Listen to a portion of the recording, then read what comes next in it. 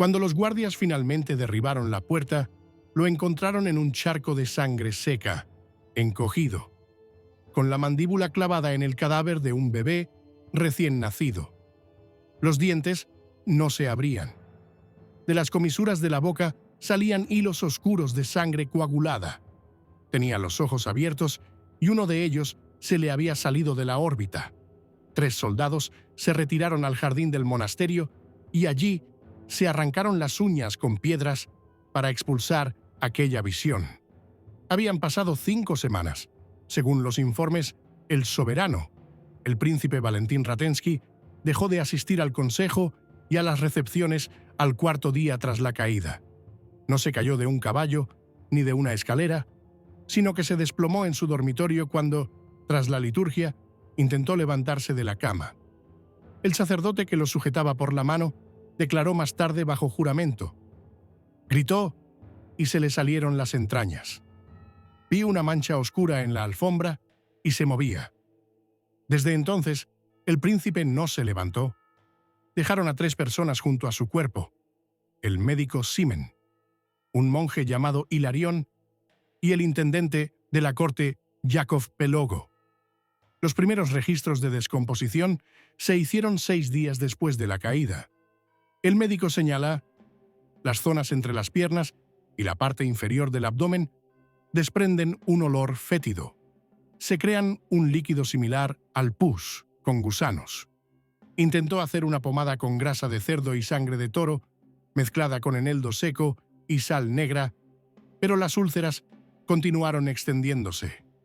Al 7.º día, el príncipe ordenó que se retiraran todas las iconos. Cuando el sacerdote intentó entrar, le ordenó que no lo dejara entrar hasta que se derramara su sangre. Hilarión se pinchó entonces la palma de la mano con un punzón y suplicó que le dejaran entrar. El príncipe apenas habló ese día. Solo susurraba: «No voy a morir. Me estoy transformando». El patio quedó desierto. En las habitaciones solo dejaron a una sirvienta, muda, con un pañuelo negro. Los demás huyeron o fueron ejecutados. En una de las notas atribuidas al intendente se dice: «No duerme. Escucha debajo del suelo. Hay alguien caminando. Habla con él. Me ha ordenado clavar la puerta con clavos». Le hicieron 4 sangrías. Una en el cuello, que le provocó una fuerte hemorragia y convulsiones, 2 en las manos. Tras la 3.ª sangría, comenzaron a desprenderse las uñas. Le abrieron con un cuchillo las úlceras del pecho y le extrajeron un mechón de pelo y tejido. El médico ordenó mantener al difunto en posición semisentada, ya que el príncipe no podía permanecer acostado debido al dolor. Su cama estaba empapada de un líquido oscuro y la paja de la cabecera comenzó a humear. Esto se menciona en el registro de Simen. La paja humea como si fuera el calor del cuerpo, y su cuerpo está helado. 13 días después, el bebé desapareció del monasterio. Era un niño abandonado que había sido criado en el comedor. La madre superiora denunció que había visto a Yakov Peli en esa noche. Peli llegó con un cuchillo y un trapo con símbolos bordados. El rumor de la desaparición del bebé llegó a oídos del príncipe, que se rió por primera vez en toda su vida. El testimonio de Hilarión, redactado 2 meses después, ya tras la ejecución del intendente, decía: «Me ordenó que trajera más. Decía que en la sangre de los bebés lactantes estaba el principio de la salvación. Bebía, pero no tragaba. La mantenía en la boca, como una plegaria». El tribunal nunca aceptó esta declaración, que desapareció del archivo un día antes de ser enviada a la Cancillería Episcopal. Al 16.º día, el olor en las habitaciones se volvió insoportable. Los sirvientes se turnaban cada hora. Se tapaban la nariz con trapos empapados en vinagre, pero no podían evitar vomitar. Las ventanas no se abrían, por orden del príncipe. En el marco había clavada una tabla con la inscripción: «Debo hervir como un caldo». Su piel se cubrió de grietas, como pan seco, y de ellas supuraba una sustancia que en los registros se describe como una mezcla de sangre y sebo. Entonces llegó el rumor de que había herejes en una aldea cerca de Ratén. Supuestamente los habían visto por la noche en los pantanos con incensarios y estandartes negros. Algunos decían que uno de ellos estaba untado con resina y llevaba un cráneo de bebé. El príncipe ordenó enviar a 5 hombres armados en esa dirección y traerle cualquier recipiente que contuviera fruto nuevo. Al amanecer, según informaron los guardias, se oyó gritar: «Un corazón sin dientes». Esa misma noche, encontraron a Yakov Pelogo en la cocina del monasterio, ahorcado por una pierna. Su cuerpo colgaba boca abajo y tenía la boca llena de tierra. Uno de los novicios juró que había visto salir un gusano de su oreja y dejar un rastro de letras en la piel. La inscripción fue borrada. El cuerpo del príncipe ya había comenzado a descomponerse. Su pierna derecha se estaba separando del muslo y el médico la clavó con una tabla para que no se deslizara de la cama. Las úlceras de la espalda se fundieron en una gran mancha putrefacta. El príncipe no hablaba, solo susurraba y miraba a la pared. Al 22º día, las paredes comenzaron a agrietarse. De las grietas brotaba un líquido que parecía un caldo de huesos. Los guardias intentaron sacar al médico, pero éste se negó a abandonar la habitación. Hilarión se quedó con él. 2 días después, los sirvientes comenzaron a oír un chirrido en las paredes. Uno de los cocineros juró que había visto algo moverse detrás de la pared, como un cráneo sin carne. Las grietas se extendían. Y solo entonces, el príncipe pidió al niño, abiertamente, con claridad, apretando la mano de Hilarión. Este no respondió. Y por la noche, alguien trajo al niño. Nadie sabe quién. La noche en que llevaron al bebé a los aposentos quedó sin nombre en la crónica del monasterio. Las copias posteriores contienen un párrafo tachado que dice: «Alguien, con el rostro quemado, envuelto en un saco, entró sin llamar, dejó al niño y desapareció sin decir una palabra». Los guardias, interrogados más tarde, afirmaron que esa noche había humo, pero no se veía. La madre del niño nunca fue encontrada. En las celdas se decía que ella misma lo había sacrificado para que la enfermedad del príncipe no se extendiera por toda la región. El niño aún estaba vivo, pero débil, respiraba con dificultad y tenía manchas en la piel. Hilarión escribió: «Cuando abrió los ojos, el príncipe gimió por primera vez en muchos días. Se estremeció como un animal encadenado. Tenía la boca abierta hasta las orejas, las encías cubiertas de hollín y los labios reventados, como si algo ardiera en su interior. La sangre del bebé fue recogida en un cuenco, que el príncipe bebió con ambas manos. No hablaba, solo respiraba, de forma entrecortada y agitada. Después, comenzó a susurrar oraciones mezcladas con delirios. Se llamaba a sí mismo fuente de pus y grano encerrado. A la mañana siguiente, los sirvientes lo encontraron en una silla. Ya no podía acostarse. Tenía las piernas hinchadas como cubas y la piel ennegrecida. Se le cayó un dedo del pie al intentar vendárselo. El sirviente que lo sostenía murió más tarde por la infección. Los médicos rociaron su cuerpo con vinagre y humo de resina, pero el olor se volvió insoportable. Las paredes estaban empapadas y el suelo bajo el lecho se hinchó. Más tarde, sacaron de allí ratas muertas y cubiertas de manchas. El médico Ximena anotó: «Gotea humedad del techo, pero no llueve. Parece que las paredes también están empezando a pudrirse». Al 28º día, el príncipe ordenó llamar al notario mayor y dictarle su testamento. No podía hablar con claridad, y algunas palabras se sustituían por gemidos. Entre sus extrañas disposiciones se encontraba la de trasladar su cuerpo después de su muerte al panteón del monasterio y dejarlo allí durante 40 días sin ataúd, para que la carne dijera la verdad. También ordenó que se retiraran de la biblioteca del monasterio 6 pergaminos con imágenes del infierno para ponérselos bajo la cabeza en lugar de almohada. Los testigos afirmaron que, cuando pronunció estas palabras, le salía humo por la boca. Los médicos ya no tocaron su cuerpo. Las úlceras de la espalda se reventaron, dejando al descubierto un cráter purulento. Anotación en el tratado del intendente. Lo que hay dentro no parece carne. He visto una película negra que respira. El monje novicio encargado de limpiar las habitaciones quemó la ropa y se arrancó los dientes con una piedra, diciendo: «Me está mirando desde dentro». En ese momento, el príncipe solo decía una palabra: «Más». Nadie sabía a qué se refería. Entonces, Hilarión, rompiendo su voto, llevó a 3 sirvientes al pantano donde antes desaparecían los niños abandonados. Allí encontraron a una mujer que vendía brebajes. Tenía un recipiente con un líquido oscuro y un feto en una bolsa blanca. Lo llevaron a los aposentos, pero el príncipe se volvió. Comenzó a temblar. Le sangraban los oídos. Se agarró al borde del sillón y gritó, desgarrándose el labio hasta la mejilla. Le casquilleaban los dientes y luego empezó a gritar un nombre: Bartolomé. Nadie sabía quién era. Después de eso, empezó a tener ataques. Su cuerpo se retorcía convulsivamente. Le salieron manchas verdes en la piel y ésta se le desprendía. Hilarión garabateó. Su piel, como si fuera corteza podrida, se desprendía en capas. Su boca olía a leche podrida.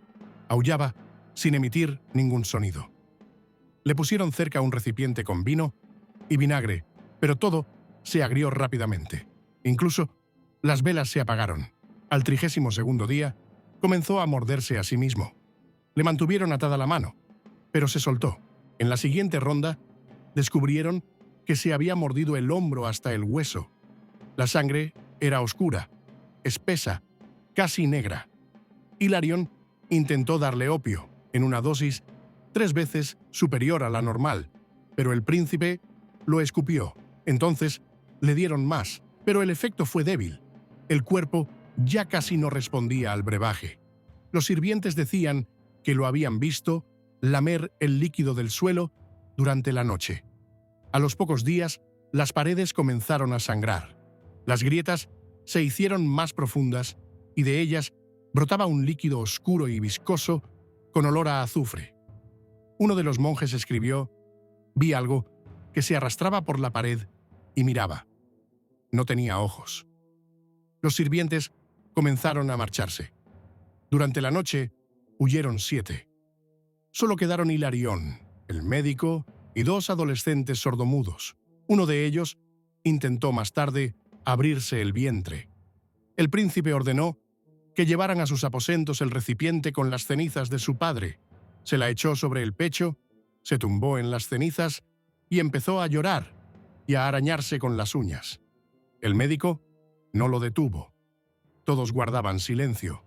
Los rumores se extendieron por toda la tierra de Ratten, que el príncipe había muerto y que en su lugar yacía un cadáver, que un demonio se había apoderado de su cuerpo, que la familia estaba maldita.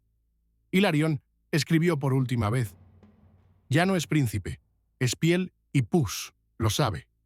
Bebe para quedarse, pero lo que queda es lo que hay en él». En ese momento desapareció el bebé. Las ventanas de las habitaciones del príncipe estaban tapiadas con tablas, salpicadas de grasa y cera. No entraba la luz. La puerta estaba custodiada por 2 hombres, pero ambos eran sordos. No los eligieron al azar, sino para que no oyeran lo que ocurría dentro. Les pagaban con oro. Pero uno de ellos huyó. El otro pronto quedó completamente sordo tras beber vinagre y pidió que lo ataran. Lo encontraron más tarde en el granero, golpeándose la cabeza contra la pared y gritando que había oído al príncipe rezar no a Dios, sino a aquel que susurra bajo el suelo. El olor seguía saliendo de las habitaciones. Un olor fétido, asfixiante, grasiento. Corroía los tejidos, impregnaba el cabello y se incrustaba en las tablas. Las ratas ya no aparecían, pero un día vieron una serpiente blanca en el pasillo y nadie sabía de dónde había salido. Poco después, Mataron a 2 palomas que intentaban hacer un nido sobre la puerta del príncipe. Una tenía el cuello retorcido y la otra el pico clavado en las plumas. Se consideró una señal. Para entonces, el príncipe ya no reconocía a nadie. Llamaba a Hilarión su carnicero y al médico padre del dolor. No comía, solo bebía vino, vinagre, leche, incluso sangre, si conseguía encontrarla. A veces, simplemente agua con hollín. Un día pidió: «Dadme leche negra». Nadie entendió lo que quería decir. Hilarión supuso que el príncipe estaba delirando. Sin embargo, más tarde encontraron en el sótano una botella con un líquido oscuro, sin ninguna inscripción ni sello. Se desconoce quién la trajo. La colocaron junto a la cabecera y el príncipe comenzó a susurrar más bajo. En el cuello se le hinchó una bolsa parecida a un tumor. Al presionarla, salía líquido. Luego aparecieron 3 más, una en el costado y otra debajo del pecho. Un sirviente lo tocó accidentalmente y reventó. De ella salió algo negro y verde con burbujas. Olía a azufre y carne podrida. El príncipe comenzó a gritar. No era un grito humano, sino más bien un aullido. Se debatía, mordía la colcha y se arañaba. Una hora después, se calmó y volvió a dormirse. Pero entonces, su cabeza se torció. Una mitad se le cayó y se le cerró un ojo. Su rostro quedó asimétrico. No volvió a levantarse. Al día siguiente, pidió que trajeran a 5 monjes a sus aposentos para confesarse. Solo uno accedió. Los demás abandonaron el monasterio. Hilarión escribió: «Cuando se confesó, no oí ninguna palabra, solo gemidos y tos.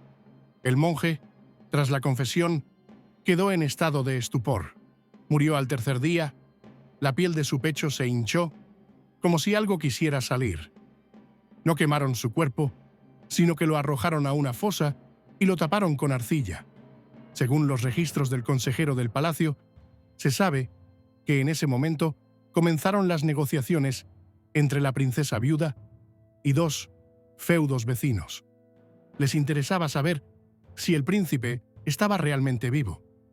Uno de los mensajeros que llevó la noticia de su estado fue encontrado más tarde con la boca abierta y la lengua arrancada. Las cartas enviadas desde la corte de Lemberg exigían que se entregara el sello del poder antes del invierno, de lo contrario el principado sería declarado incapaz. Pero el príncipe no moría. Su piel se había vuelto amarillenta y manchada, con úlceras. Algunas úlceras tenían los bordes negros. Una se abrió en la espalda, del tamaño de una palma. De ella salía espuma blanca. El médico escribió: «Es la primera vez que veo una putrefacción de tal magnitud en un ser vivo. Está vivo, pero su cuerpo ya es un cadáver». Le daban medicinas, polvo de conchas trituradas, ungüentos de aceite y cera, opio en grandes dosis.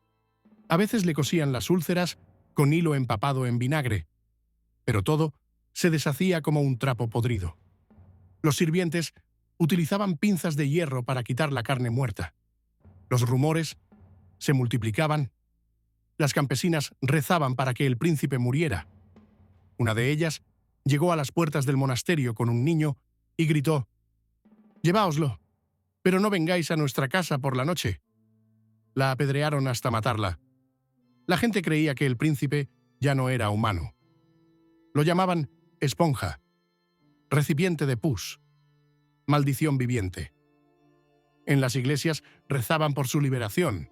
Un anciano anunció que el príncipe había resucitado la peste y fue quemado. El príncipe repetía, cada vez con más frecuencia: «No estoy solo». A veces lo decía en voz alta. Otras veces lo susurraba en sueños. A veces se lo decía al espejo. Y luego ordenó que se llevaran todos los espejos. Al día siguiente, uno de los sirvientes se partió la cabeza contra el marco de una puerta. El segundo huyó, dejando tras de sí un rastro de sangre y jirones de piel. En el monasterio solo quedaron Hilarión y 2 jóvenes. Trataban al príncipe con vinagre, le ponían hierbas secas en el pecho y leían salmos, pero su cuerpo No quería morir. Ese mismo mes, encontraron cerca del monasterio el primer bebé muerto con el cuello arrancado. Era el hijo del herrero, desaparecido 2 días antes. Alrededor del cuerpo había huellas de pies descalzos. El pueblo se rebeló. Decenas de personas se reunieron a las puertas exigiendo que sacaran al que bebía. Los monjes mintieron diciendo que el príncipe llevaba mucho tiempo muerto, pero alguien oyó un aullido a medianoche, desde dentro. Para entonces, el cuerpo del príncipe era indescriptible. Estaba pálido y manchado, olía como un cadáver en descomposición. El pelo se le había caído a mechones. Las pupilas se habían hundido en un blanco purulento. La boca apenas se cerraba. La mandíbula inferior colgaba. Las comisuras de los labios estaban agrietadas y cubiertas de una costra negra. Apenas hablaba, pero por la noche gemía, se rascaba contra la pared y murmuraba palabras que no eran ni oraciones ni palabras. Hilarión anotó en su cuaderno: «Hoy el príncipe ha murmurado sin descanso». Me acerqué y oí: «Bébeme como yo los bebía a ellos». No dormía. Me miraba, pero no me veía. Los sirvientes que permanecían en el monasterio se ataban las manos y los pies por la noche. Uno de ellos confesó más tarde que, en sueños, se acercaba a las habitaciones del príncipe y se quedaba de pie ante la puerta, inmóvil, hasta que amanecía. No recordaba nada, salvo una voz que era como un zumbido en la cabeza, como cuando te duele el oído por la presión. El príncipe no pedía comida, solo sangre. «Dadme a la que no habla», dijo una vez. A la mañana siguiente, la joven novicia había desaparecido. No la encontraron, pero en el alféizar de la ventana quedaron manchas y en la pared una huella húmeda de una mano. No se borró ni con vinagre ni con sal. Al tercer día, el príncipe perdió el uso de las piernas. Yacía tendido, moviendo solo los dedos de la mano derecha. De su vientre brotaba un líquido oscuro, parecido al alquitrán. Los médicos le abrieron los abscesos y le pusieron trapos, pero los tejidos seguían pudriéndose. Ya no sentía dolor. Solo temblaba de vez en cuando, como si tuviera frío, y pedía que encendieran brasas directamente debajo de su lecho. El olor se percibía desde el otro extremo del monasterio. Los monjes comenzaron a rezar para que se expulsara el espíritu. Algunos se marcharon. 2 se encerraron en un pozo, donde más tarde los encontraron muertos, cubiertos de abrasiones, como si hubieran intentado arañarse la cara. Y uno, según se anotó en el libro del monasterio, murió con los dedos de otro entre los labios. En esas semanas desaparecieron 4 niños en los alrededores. Uno de ellos, el hijo del posadero, fue encontrado vivo, pero no decía nada. Estaba sentado junto al muro del monasterio, cubierto de sangre, con la mandíbula de un jabalí en las manos. Cuando le preguntaron qué había pasado, dijo: «Estuve con él y sabía mi nombre». A la mañana siguiente, se ahorcó con el cinturón de su madre. La princesa, al enterarse, ordenó sellar las puertas del monasterio. Nadie podía salir, ni siquiera se permitía entrar comida. «Que muera, si no ha muerto ya», escribió en una carta al consejo.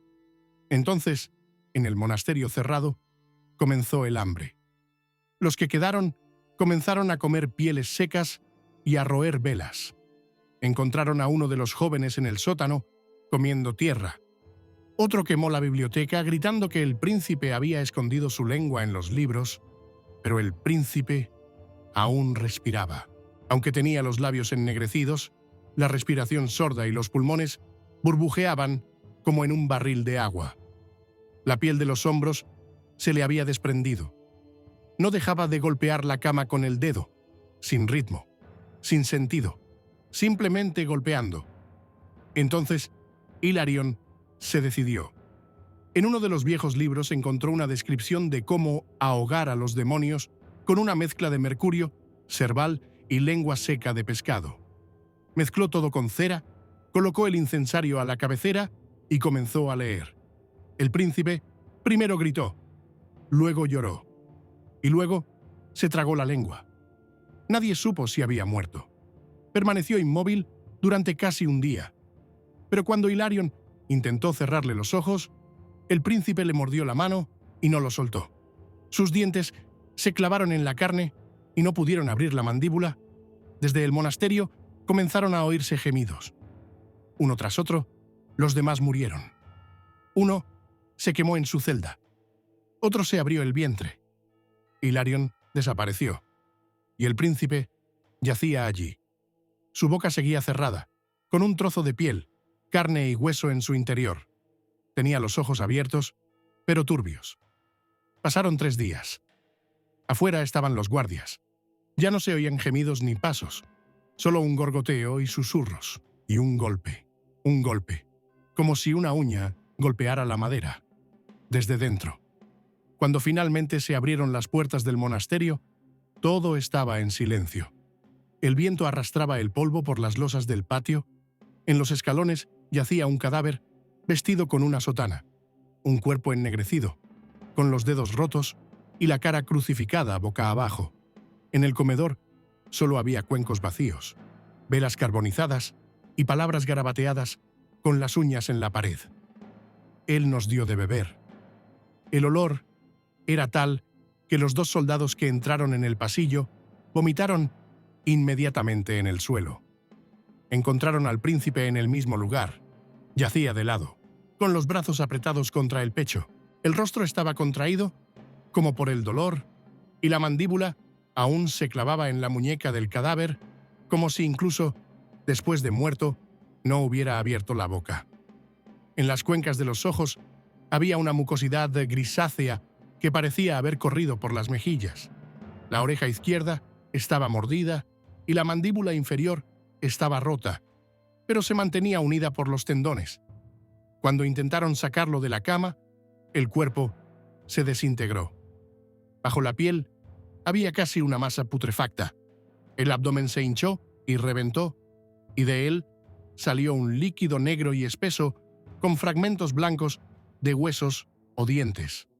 El médico Stefan, que llegó con la comitiva del príncipe, anotó en su informe: el descubrimiento del cadáver del príncipe fue un espectáculo espantoso para todos. Sus entrañas estaban en un estado tal que parecía que no había muerto ayer, sino hace muchas semanas, y sin embargo se había movido hacía muy poco. Los rumores se extendieron rápidamente.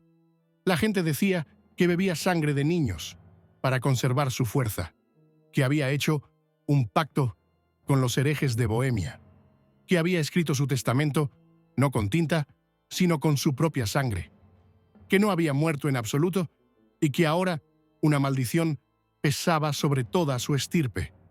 Los sacerdotes se negaron a santificar el cuerpo. Uno de ellos, el anciano abad Lorenzo, intentó leer un salmo, pero se atragantó con la palabra misericordia y cayó muerto.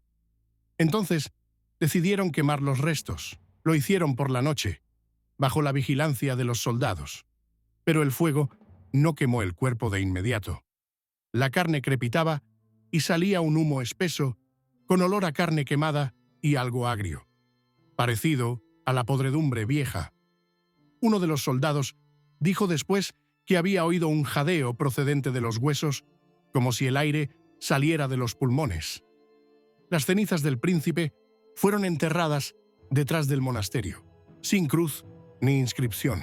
Por la mañana, encontraron una cabra muerta sobre la tumba, con sangre goteando de la boca y los ojos arrancados. El escribano Artemio lo anotó en la crónica. Es una señal de que el príncipe no se ha ido, o que su espíritu aún pide carne. Poco después, comenzó la peste, primero en los pueblos, luego en la capital. El pueblo decía que era el castigo. Los boyardos se pelearon.